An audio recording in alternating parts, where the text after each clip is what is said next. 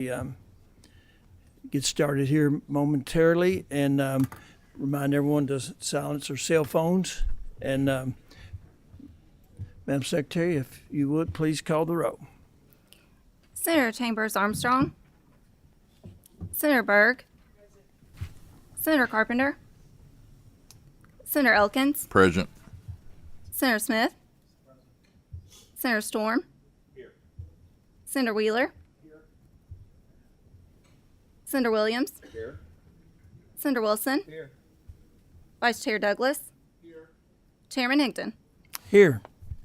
We have a quorum duly constituted to do business this morning. I have a motion for approval of the minutes. We have a motion and a second. All in favor signify by saying aye. Aye. Opposed? The ayes have it. The minutes are approved. Thank you all. Does anyone have any guests here today? Senator Wheeler. Yep. Mr. Chairman, if I might take a brief moment of personal privilege, since I think this is the first committee meeting we've had where I see some of the major players in attendance, but I just wanted to brag on our transportation cabinet. I had a situation a couple of weeks ago regarding some old friends out of Pike County where they really went above and beyond, and I see Kenny Bishop back there and Bill Cole, the commissioner, and Sarah Jackson's not in attendance, but I want to give a big shout out to her. But my old friends were getting ready to get on a Disney cruise ship, their whole family, and she suddenly realized her license had expired 3 days earlier. And with the boat leaving in 30 minutes, I get a call on my phone while I'm on the floor. I guess the Lord was looking out for him because I took it. So I took that call, and I immediately called my friend Kenny, who took that call. And with about 5 minutes to spare, they had obtained her a Kentucky uniform ID, which allowed her to get on the boat and go with the family. A true miracle for all concerned, and public service at its best. And so I want to brag on these people here in attendance and offer the thanks of myself and on behalf of my old friends. Thank you very much.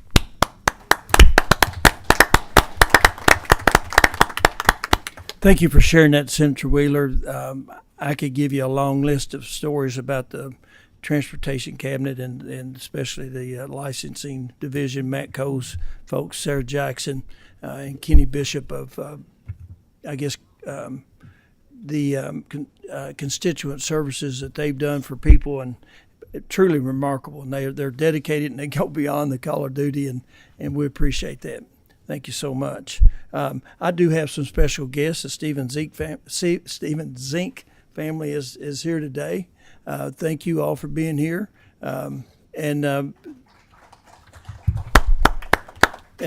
Ella will be paging for me today, and so glad they're here with us today. So we need to, on the agenda for today, we have Senate Bill 99. Co-Chair Douglas, if the floor is yours, have your guests introduce themselves, and you introduce yourself, and please proceed. The first, we do have remember we have a committee sub. We do want to Motion on the sub. Okay, have a motion on the sub and a second. All in favor signify by saying aye. Aye. Opposed? The ayes have it. Senator Douglas, please proceed. Thank you, Mr. Chairman, and thank you, members of the Honorable Transportation Committee. My name is Senator Don Douglas. I am Senator of the 22nd District. Chris Nolan with the Insurance Institute of Kentucky. Mr. Chairman, you know, as a physician, I can't think of anything worse than having to talk to my patient who, well, maybe they were teaching a class at school, or he was on the construction site and heard something, or the teller in the bank who was at work, and they get a phone call. The phone call says it was from a policeman. It says, "I'm sorry to tell you, but your daughter's been hurt, or you've had a loved one who was killed in an accident. And that accident was most likely caused by a distracted driver. Senate Bill 99 is to update KRS 189.292. In the past, we have updated some statutes for commercial and larger vehicles, but for some reason, we've left our passenger vehicles out. And I do think if we take a look at a collision between a 4,000-pound vehicle and a pedestrian, I don't think we really have to discuss which one has the advantage. When we look at Senate Bill 99, I'm looking to improve the safety of operating motor vehicles in the Commonwealth of Kentucky, as well as those who are not distracted. We often forget the other people involved in the accidents. I'm also looking to improve the safety of the pedestrians, not just in the cities, but also those who are either running on the side of the road or those who are out walking with their children on two-lane country roads. And I know this committee cares. I know they care. Section number 1 of Senate Bill 99 actually defines what operating a motor vehicle means. It also defines what a personal communication device is, and it even defines what the use or uses of a personal communication device means. It establishes that a person is not allowed to use that personal communication device to write, to send, or to read text while they are operating a motor vehicle. It actually sets forth certain exceptions in the bill. The operator of an emergency or a public safety vehicle may have to use those devices. And I don't think I have to explain that. I think that's pretty obvious. The operator who is using the device to report illegal activity, or to summon medical help, or to summon law enforcement or a public service or a public safety agency, or even having to use that phone to make sure that no other injuries or injuries don't worsen to someone who's already been injured. That's a reasonable use of a personal communication device.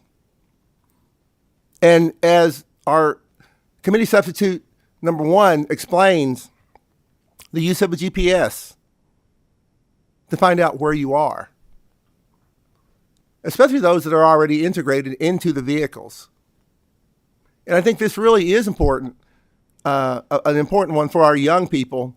Those of us who are losing our hair and our hair is turning gray, perhaps we know all the routes, but they don't. They don't.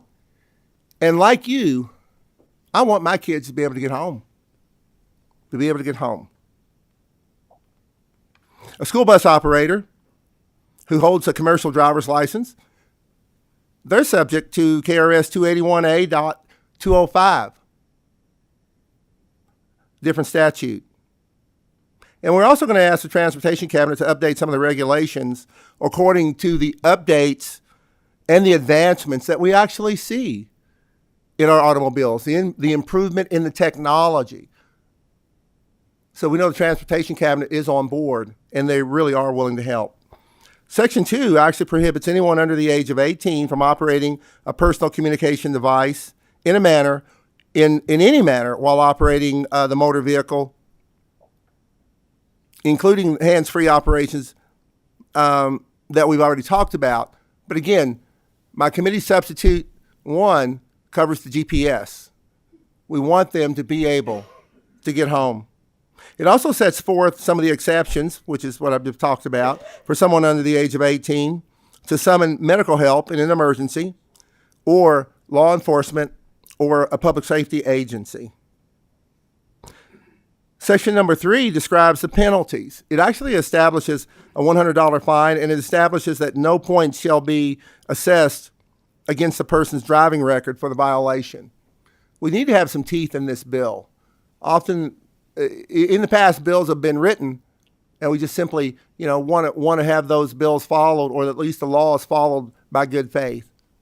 but we recognize that sometimes we need negative incentives for people not to break the law.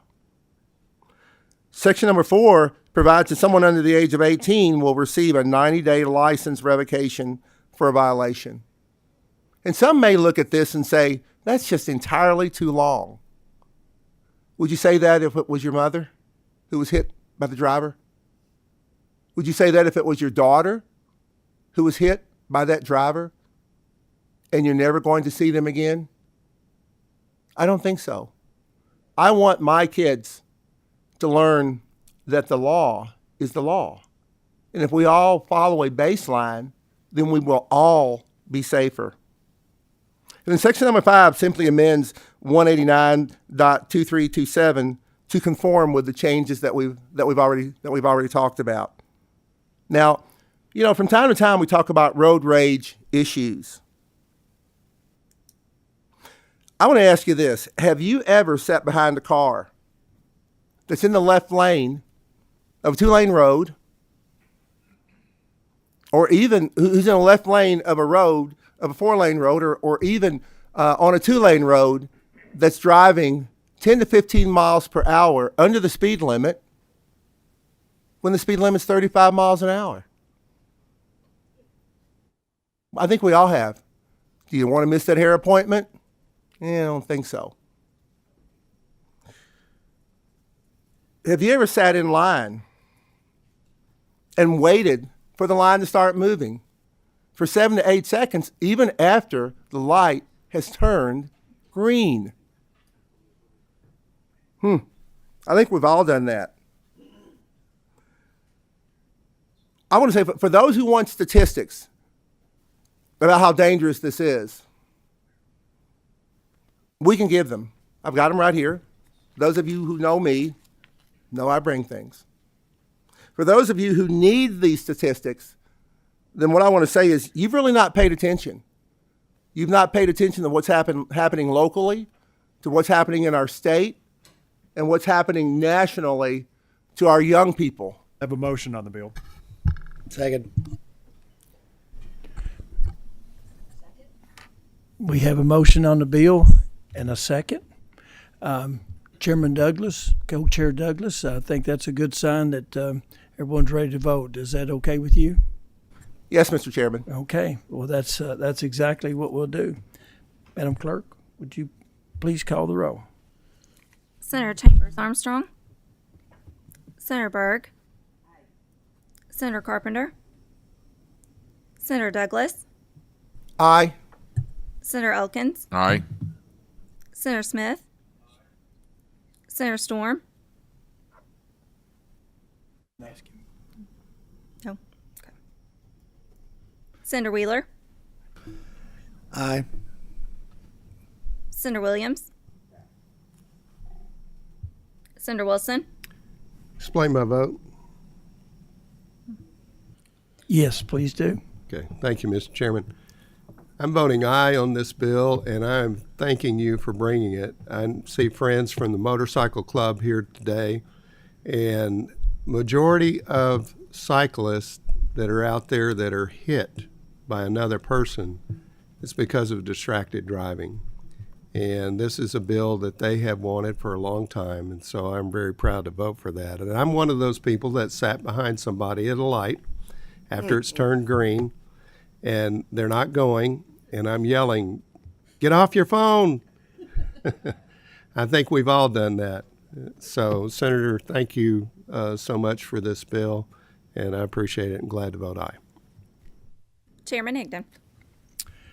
I vote aye, and I'd like to explain my vote. Co-Chair Douglas, thank you for bringing this bill forward. This is a bill that 120,000 Kentuckians already abide by this bill because its exact language is included in the CDL national law pertaining to truck drivers and bus drivers. You know, they had to stay off their phone. So this is already being applied in Kentucky, and it's somewhat like the seatbelt bill we filed years ago. It's a ticket. It doesn't count toward points towards your license. And I think it's a good way to very good way to do this, and I vote aye. I'm going to go back to Senator Wheeler wants to explain his vote. No, I just want to take a point of personal privilege. I see one of my favorite magistrates from Elliott County, Michael Dickerson, just walked in, and I wanted to welcome him to the Transportation Committee here this morning. Thank you. And Senator Elkins would like to explain his vote.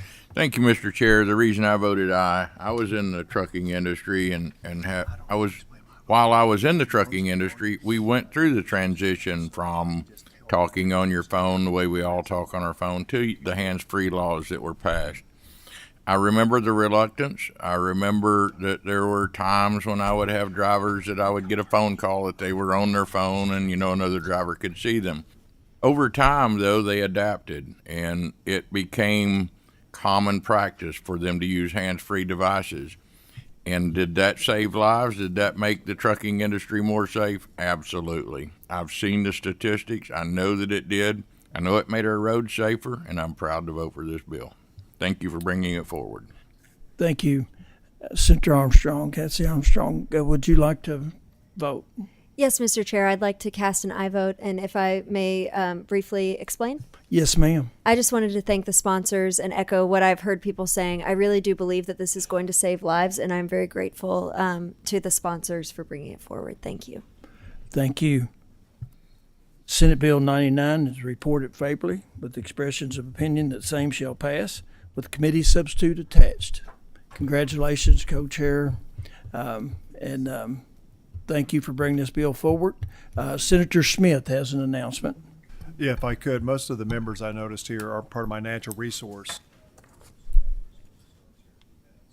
We do have a little bit of a timeline because our guest has flown in for us and they have to leave at 11. I think is their cutoff date, so or cutoff time they have to leave. So we will try to stay if we can get through maybe another bill, and then I'll at least have to head over and whatever members we have to get that started. So apologies, just kind of really crazy busy today. Thank you, Mr. Chairman.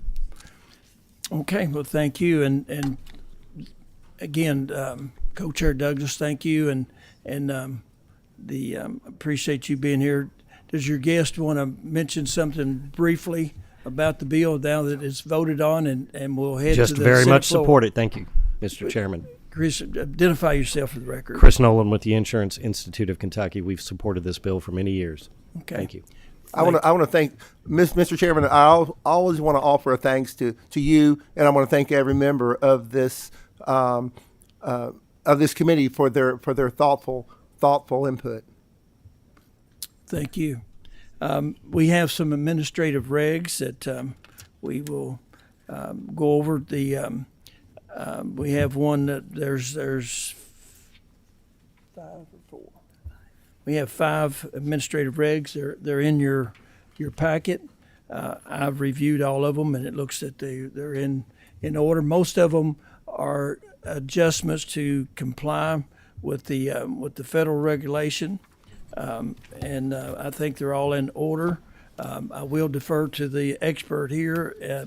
Please, I don't have your name on and I don't want to get it wrong. Please identify yourself for the record and proceed. John Johnson, Assistant General Counsel, Office of Legal Services, Transportation Cabinet.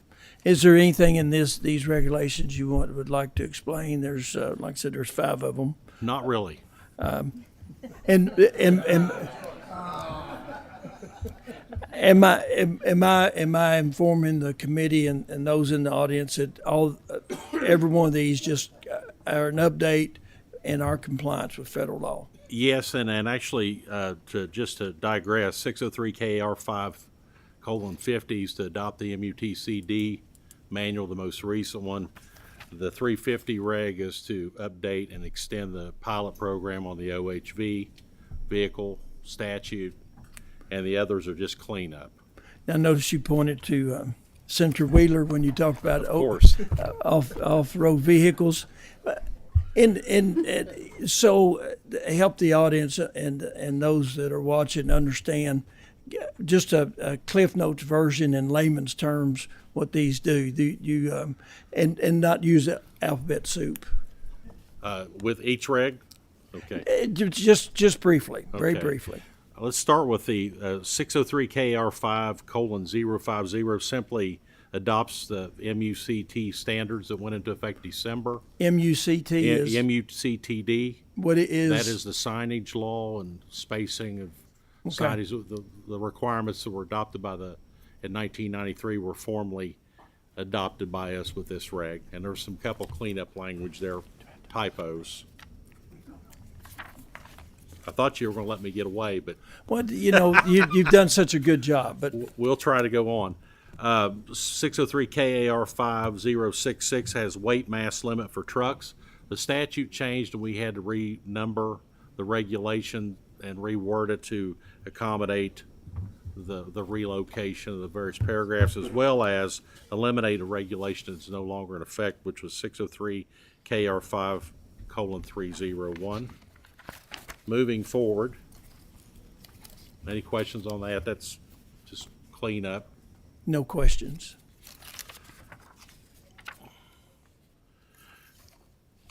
I'm going to skip the statement of emergency. It appears to adopt the CDL requirements, and fingerprinting is adopted, which is to follow federal guidelines. You all know what? That's good. Good enough? Thought so. And 601 KR 23:050 is examination of certificate title applications by the Department of Vehicle Regulation. It basically expanded the definition to allow use of electronic and other means to expand our ability to examine licenses other than just having a human do it. So that extended that. And I think I addressed the OHV one, which we also adopted a new definition for local government in that regulation as was adopted last session, and we extended that program through July of 2027. And to help everyone understand that might be understanding what is a regulation, the General Assembly gives each cabinet the authority to do administrative regulations, and they have the same force of law as a statute does, but they're performed by the cabinets, and it goes through a process. This has been well vetted in our administrative reg committee. So it's not something that hasn't had the light of day, so it has been through a rigorous process. And the thing about administrative reg, if something happens that it's not what the general public or the legislature would like to see happen, we can do a statute and change that administrative reg. So it's a good process, and thank you for explaining it. Like I said, it's already been through administrative regs, and this committee simply puts its stamp of approval on it, and we don't have to vote on it. We just want to make it public. So thank you for being here. Do we have Thank you, Mr. Chairman. motion to adjourn?